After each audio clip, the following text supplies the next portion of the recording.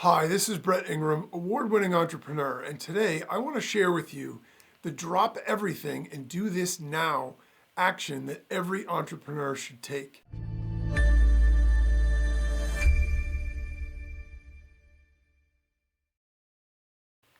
So I was thinking about the question that I get asked a lot, which is, what would I do if I had to start my business and my entrepreneurial journey all over from scratch, starting with nothing?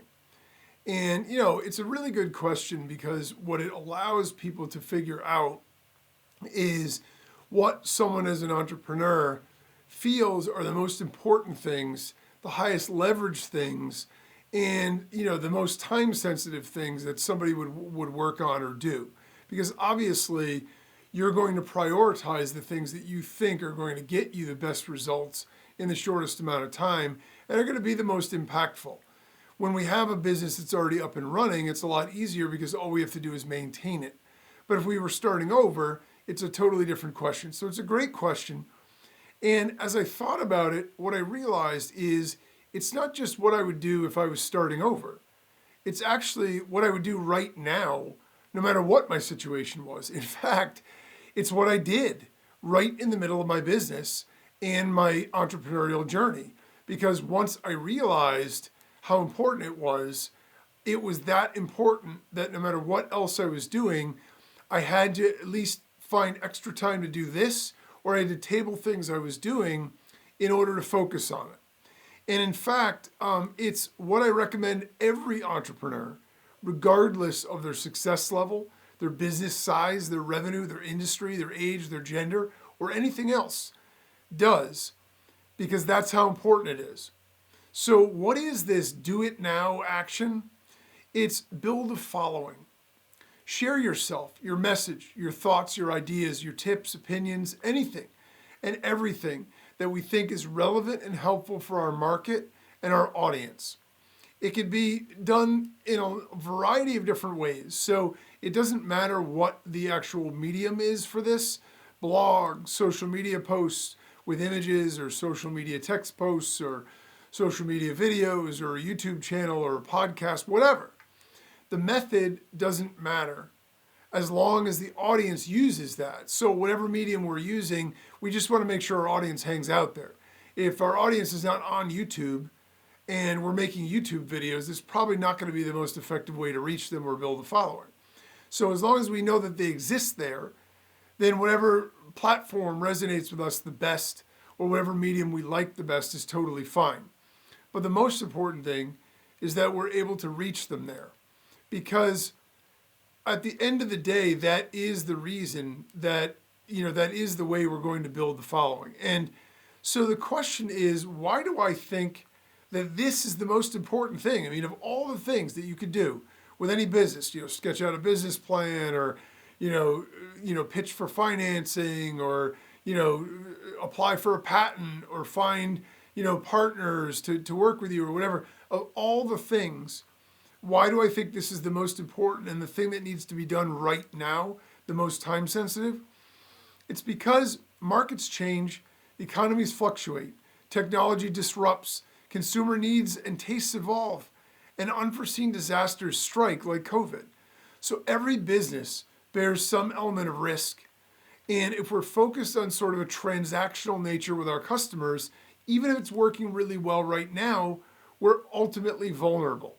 So if we're selling stuff and we're making sales, so we feel like, hey, what's the big deal? Like, this works, it's always worked, it will always work. The reality of it is we don't actually know that. I can speak to this on multiple occasions in my own entrepreneurial journey and my business. I've had a number of instances of no fault of my own that were completely unpredictable circumstances where all of a sudden my sales methods and the things that I was currently doing, the products I was selling, the methods I was using to sell them, dried up or got stale or got difficult, and it was sudden. It wasn't even gradual, where I should have read the tea leaves or realized, when I had my computer business, that was an issue of understanding the computer industry and the custom built PC industry, and I was a kid. So I didn't understand it. And on that one, I say that's on me. Because if I had understood it and I had done the analysis, I would have realized that the window to be able to make that work was short. And I did it for 6 years or something. So, I mean, I actually was reasonably successful. We had a multi-million-dollar business. But the fact is, it was hard to sustain that because of all the other technological changes and how fast the competition was able to catch up. But more specifically in my digital entrepreneurial career, that I started back in 2007 or so, in that particular career, I've had 3 or 4 different things come up at various times that were literally impossible to predict and unforeseeable. And so with that, the only option that I had was to sort of adjust and adapt. But what it did for me was it made me realize that while we can't always foresee or prevent things that are going to happen, I mean, look, lots of very good business people were put out of business by COVID. You're going to tell me that somebody could have predicted that? I mean, maybe if they were working in the Wuhan lab or whatever, I have no idea, but there's no way anybody would have ever known what was going to happen with that and how it was going to impact all these businesses. And so the fact of the matter is, we could be confident and we could be prepared as much as we want. And I suppose if we had a large enough cushion financially that we could survive sort of any onslaught or any like downturn, then it might work out okay. But if we're a typical entrepreneur that we're, not that far away from, we're riding that line between success and failure, but it wouldn't take a lot to put us out of business, then the fact of the matter is it's very important that we have some security and we have a way to prevent that. And so the other thing is, if we're in the stages of building a business, ultimately what happens is we typically build a business, we have a product or service, and then we figure out how to market it. If we build the following first, the benefit that gives us is once we have our product and service ready to go, we already have our customers. They're waiting for us. So it's brilliant whether or not we've already started our business and we're trying to make sure that we insulate it so we're protected in the future and we can grow it and scale it larger and have people really connected to us. Or if we are laying the groundwork for our successful business that we're going to start. But basically, these things can otherwise literally drive us out of business. So when we have a following, though, it's mobile, it's agile, and it's loyal. So our audience or our tribe likes us for who we are. They like us for what we stand for. They like us for our opinions, our beliefs, our brand. And they'll travel with us. So if we change our product line, if we change our business, if we, make some modifications or we go into a new industry, we'll lose some people, of course, because if they're not interested in it, but there's going to be a percentage of rabid fans that are going to follow us. So we're going to have a built-in base of evangelists that are going to help us promote, that are going to help us survive and help us run a successful business. They're agile, they can move around, they can do different things, and they're loyal. So they want what we have to offer. Our audience or our tribe like us for us, and it goes beyond just convenience. They actually seek us and our products out.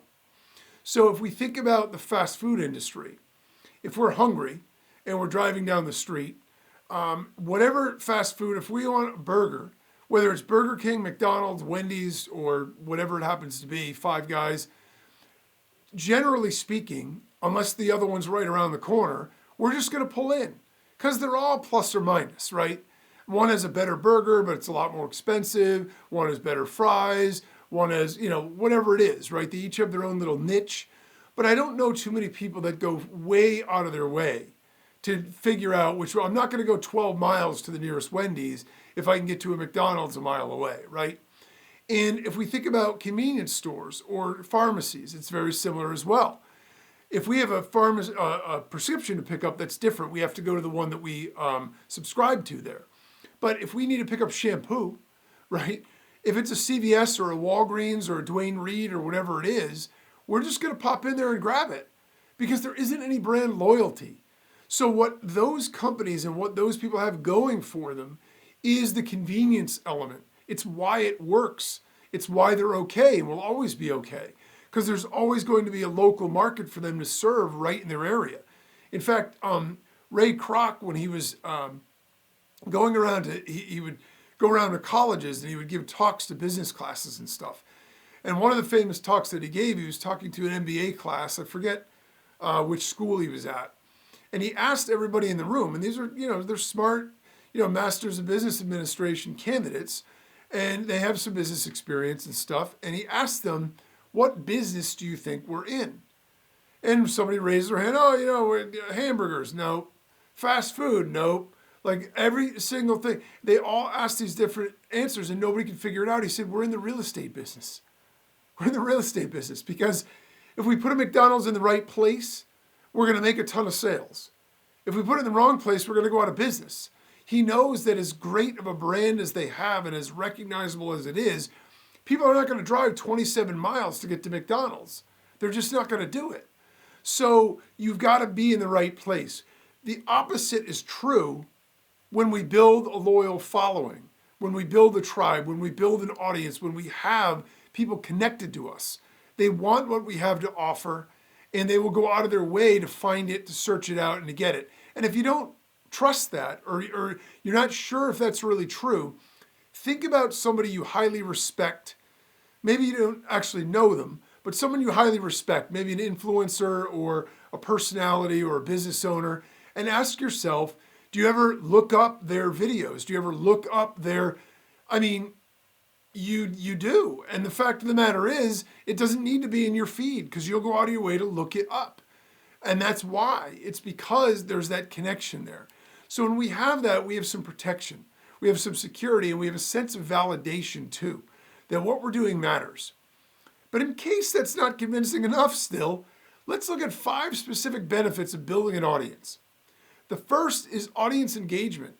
The following provides you with an engaged audience that's interested in our content, our products, and our services. So that in and of itself can lead to valuable feedback, insights, conversations, and sales. The second thing it does for us is brand awareness. A strong following increases our visibility and brand recognition.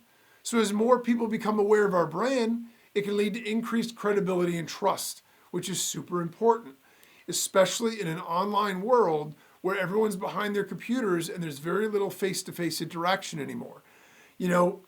The old days of sort of the business that you trust, so then you deal with them because your parents did and your parents' parents did and all that other stuff.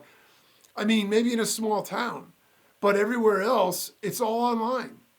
The third benefit is influence and authority. So a large following can establish us as an authority or an influencer in our niche. And when that happens, it can open up opportunities for collaboration, partnerships, speaking engagements, all kinds of different stuff. But also what it does is as soon as we become an authority, what we say matters. What our opinions are matter. What we sell matters. People want what we have to offer because of the fact that we have credibility.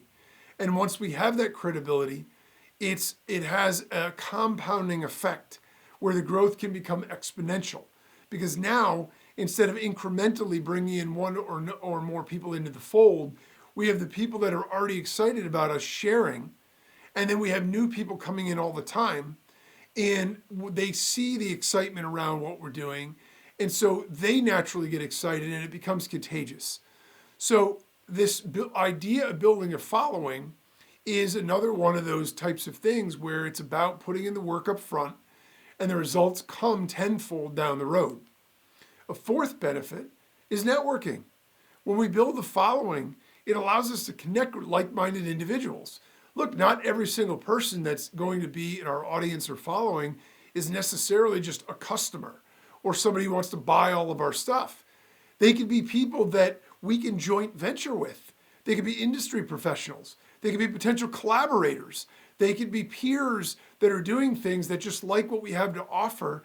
So they could be clients, but they could also be joint venture opportunities. They could be people with access to distribution networks we don't have, or manufacturing we don't have, or marketing we don't have. And we could work together to expand even more without needing to do that in a hard sell fashion where we have to actively seek people out. They could be people, by the way, who have financing that can finance our growth. So instead of needing to go out there and pitch somebody on financing, and that's like a full-time job in and of itself, only to get turned down over and over again and hope you can raise enough capital for what you want, you may have people coming to you asking to invest. So it expands our network and opportunities. And obviously the fifth one, the biggie, is monetization. A loyal following can be monetized through various channels like sponsored content, advertising, product sales, memberships, crowdfunding, whatever, And so the idea is they believe in what we're doing. They believe in us. They believe in our message. So they want to invest because they want to see it grow. They want to see it succeed. It's a very natural human instinct. People do this kind of thing all the time. And those are 5 real, tangible benefits. But in case maybe you're a pessimist and you're sort of like, yeah, okay, I could benefit, but I don't know. Some people are driven a little bit more by the fear of failure or fear of missing out or whatever it is. So fear of loss. So let's flip the script. And let's also look at 5 risks of not building a following. The first is limited reach. So without a following, our message, our content, our ads, our offerings might struggle to reach a wider audience. It might cost a lot more. If you have to pay for ads to get your message out, that's really expensive. You better have a really sophisticated, high converting funnel on the back end of that if you want to spend money on ads to be able to get people to come into the funnel. If that's the only way you could get people in, it's okay to use that as an avenue. But if you have a following and you start to run ads, you will find that the success rate of those ads is exponentially better, because now your ads are running in front of people that are already familiar with you.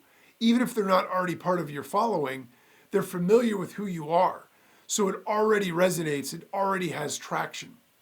So otherwise, it can hinder our growth and potential impact. And we're competing against people that may have that. So it's going to cost us a lot more to be able to get to the same sales level. The second thing is lack of credibility. In the online world nowadays, you could be brilliant. You could be a genius. You could be credentialed. You could be all that. But people may not know it. And if you have a small or a non-existent following, the first thing people do when they want to judge your credibility is they start looking you up online. And what do they see? Oh, yeah, there's nothing about it. There's 6 other people with the same name, but they all have different careers. It's not the person I'm looking for. They have 0 following. They have 0 Google posts. There's 0 search results, 0 anything. That makes it difficult to establish credibility and trust.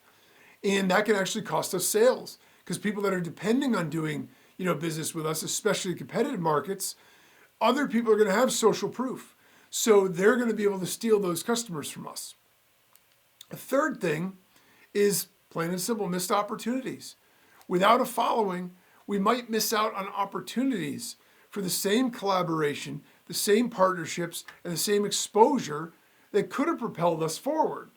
And unfortunately, not only do we miss out on it, but oftentimes what that means is that one of our competitors gets it. So not only are we missing out, but we're handing it to our competitor, and now they're going to use it against us.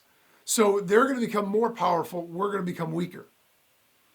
A fourth reason or risk is difficulty in validation.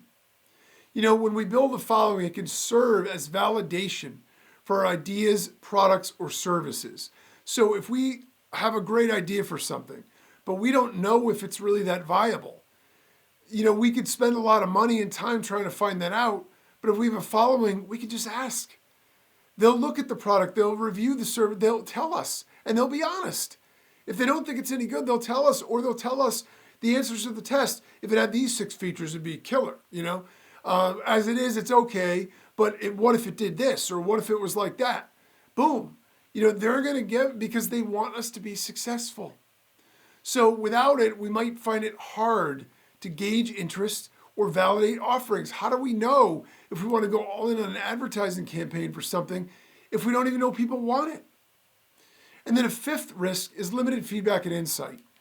The less connected we are to our market, when we have a lack of following, it means fewer opportunities to get feedback, to get insights, and to get engagement. And that in and of itself hinders our ability to get feedback and use that as the loop to iterate, improve, and innovate. The key loop in any kind of product or service is to put something out there, get feedback, analyze the feedback, modify and improve the product, and go back out. And if we have a built-in following, it's easy and fast to do that. If we don't, it's time-consuming and expensive and slow. So with those benefits and those risks, you can see that at this point, hopefully, it makes total sense that the number one most important thing to do, please, is build the following. So the takeaway here is that every entrepreneur should be actively building a following starting today, if we haven't started already. The benefits of doing it are so clear and valuable, and the risk can absolutely be fatal to our business. It takes time and it can't be done overnight. So if we wait until we realize we need it to start building the following, it might be too late. It's worth the time and effort to build the following because it's a lot of work, but the payoff can last forever.